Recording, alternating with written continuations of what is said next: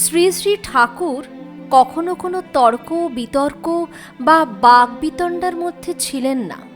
নানা স্থানে বহু শাস্ত্রঞ্জ পণ্ডিত তাহার শাস্ত্রজ্ঞান ও আধ্যাত্মবিদ্যা পরীক্ষার জন্য কৌতূহলী হইয়া তাহার সহিত শাস্ত্র সম্পর্কিত বিষয় আলোচনা করিয়া শেষ পর্যন্ত তাহাদের পাণ্ডিত্যের গৌরব ও অহংকার যে একেবারেই ভিত্তিহীন তাহা উপলব্ধি করিয়া লজ্জিত হইয়াছিলেন।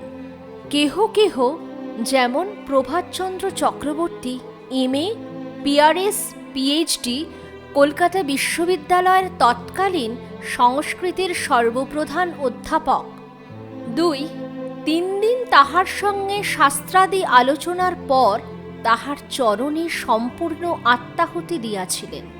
প্রভাতবাবু তাহার কথা নামীয় প্রবন্ধের শেষ ভাগে ঠাকুর সম্পর্কে লিখিয়াছেন, প্রাণের আবেগে শেষ বলিতে ইচ্ছা হয়, তুয়া চরণে মূল লাগাহুরে, জন্মে জন্মে যেন তাহার শ্রীচরণে দাস হইতে পারি, ইহাই প্রার্থনা।